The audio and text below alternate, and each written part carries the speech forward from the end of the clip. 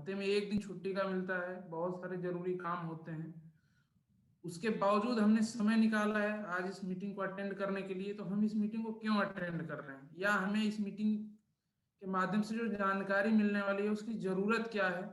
तो क्यों पे बात करते हैं कि हम सभी लोग आज इस मीटिंग में क्यों उपस्थित हुए हैं, क्यों अटेंड कर रहे हैं। दोस्तों, लिखा है जीवन के सपने, ड्रीम्स ऑफ लाइफ।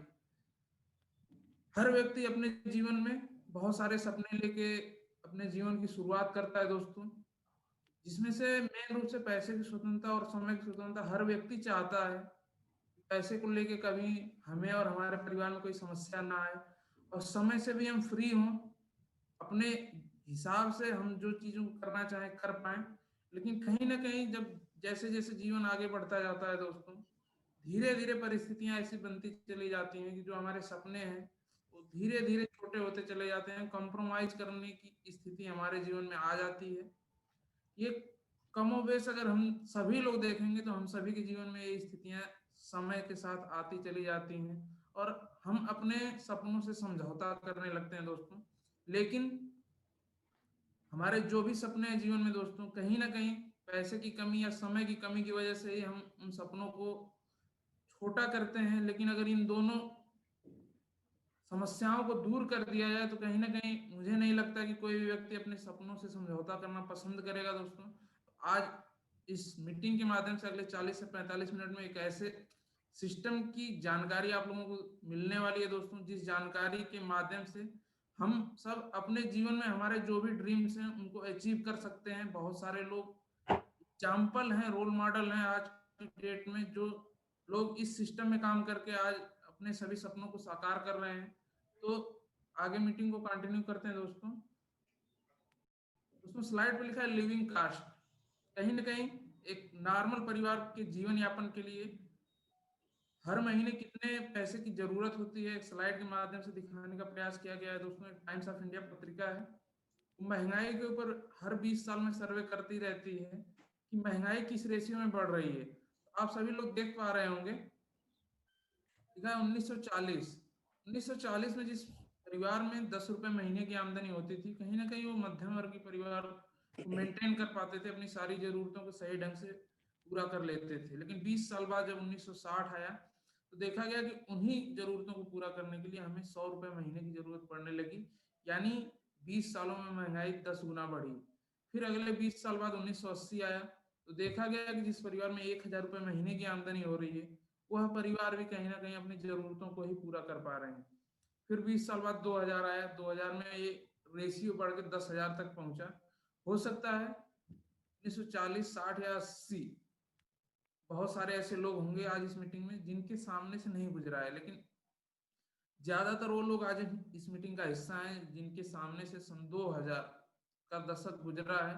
और हम सभी लोग इस बात के गवाह हैं कि अगर परिवार में 10,000 रुपए महीने की आमदनी होती थी तो हमारा परिवार सही ढंग से सारी जरूरतों को पूरा कर पाता था। फिर भी बहुत बड़े ड्रीम्स की बात नहीं होती थी, लेकिन जरूरतें सही ढंग से हम लोग पूरा कर लेते थे। तो दोस्तों, अभी आज की डेट में देखा जाए तो 2020 में हम सभी लोग हैं, और आज की जरूरत अगर एक परिवार को सही ढंग से अगर चलाना है, केवल जरूरतों को पूरा करना है, तो 1 लाख रुपए महीने की जरूरत है दोस्तों। कहीं ना कहीं अपने जीवन में झांकने की जरूरत है कि क्या जो काम हम ऑलरेडी कर रहे हैं उस काम को करते हुए 1 लाख रुपए महीने की आमदनी हो रही है कि नहीं हो रही है। और 1 लाख रुपए महीने की आमदनी अगर नहीं हो रही है तो सबसे पहले जरूरत इस बात की है कि हम 1 लाख की जो क्राइटेरिया है, जो आज की जरूरत है, उसको पूरा करें दोस्तों। और अगर 1 लाख रुपए महीने के आ भी रहे हैं तो आने वाले 20 साल बाद जब 2040 आएगा तो क्या हम जिस काम को कर रहे हैं उस काम को करते हुए 10 लाख रुपए महीने आएंगे या नहीं आएंगे। कहीं ना कहीं दोस्तों बोला जाता है कि थोड़ा सा अगर हम दूर का सोचें, मनुष्य ही सभी प्राणियों में एक ऐसा जीव है जो हम आगे की प्लानिंग करके चलते हैं। बाकी आप देखेंगे कोई भी ऐसा जीव नहीं है धरती पे जो आगे की प्लानिंग करके चलता हो।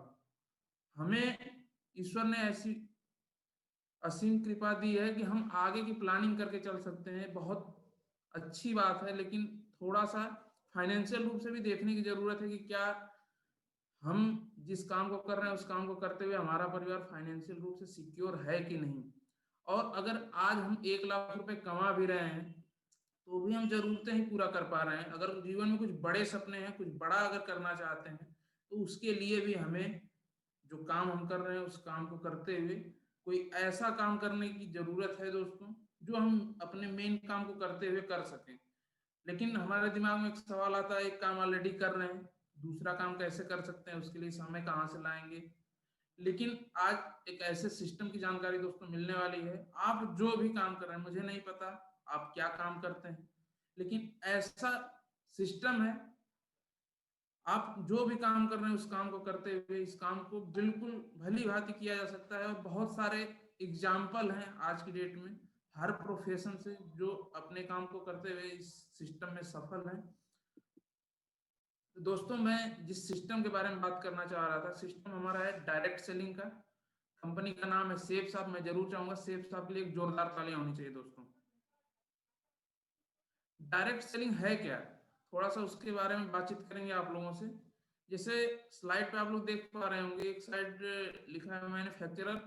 कोई भी प्रोडक्ट जब किसी भी मैन्युफैक्चरर या कंपनी में बन के तैयार होता है तो उसकी लगभग मैन्युफैक्चरिंग कॉस्ट जो आती है वो 30 से 40% होती है दोस्तों। और ट्रेडिशनल मार्केट में जो प्रोडक्ट हम बाहर दुकान से या रिटेलर्स के यहाँ से या शॉपिंग मॉल से हम परचेज करते हैं, वो एक प्रॉपर चैनल के थ्रू वहां तक पहुंचता है। ऐसा नहीं है कि हम कंपनी से सीधे सामान लेते हैं।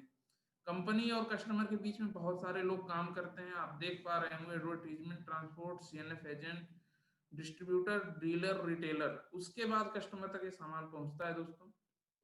जो सामान 30 से 40% की लागत में बन के तैयार हुआ था, वही सामान कस्टमर को मिलता कितने में, एमआरपी पे, मैक्सिमम रिटेल प्राइस में मिलता है, यानी 100% कीमत में मिलता है दोस्तों। तो बीच का जो 60 से 70% का प्रॉफिट है वो कहाँ जाता है, वो जाता है बीच में, कंपनी और कस्टमर के बीच में जो बिचौलिए काम करते हैं दोस्तों, वो लोग अपने अपने लेवल पे प्रोडक्ट को आगे पास करते चले जाते हैं और अपना प्रॉफिट लेके किनारे हो जाते हैं। लेकिन ये हमारा ट्रेडिशनल मार्केट है। और डायरेक्ट सेलिंग जिस व्यवसाय की बात मैं आपसे करने जा रहा हूँ, इस व्यवसाय में भी जब प्रोडक्ट मैन्युफैक्चर होकर तैयार होगा तो लागत उतनी आएगी, 30 से 40% ही। कस्टमर को, या जैसे हम बाहर दुकान से खरीदते हैं तो वहां हम कस्टमर बनते हैं, लेकिन यहाँ हमें डिस्ट्रीब्यूटर एसोसिएट बनने का मौका मिलता है, कंपनी में एक हिस्सेदारी लेने का मौका मिलता है दोस्तों। अगर यहाँ से हम कोई भी प्रोडक्ट परचेज करते हैं तो या तो हमें एमआरपी पे मिलेगा या तो एमआरपी से कुछ परसेंट डिस्काउंट पे मिलेगा दोस्तों। और दोनों ही स्थितियों में हम फायदे में हैं। एमआरपी से हम बाहर भी ले रहे थे, एक बार हम यहाँ से ले लेते हैं, लेकिन बीच का जो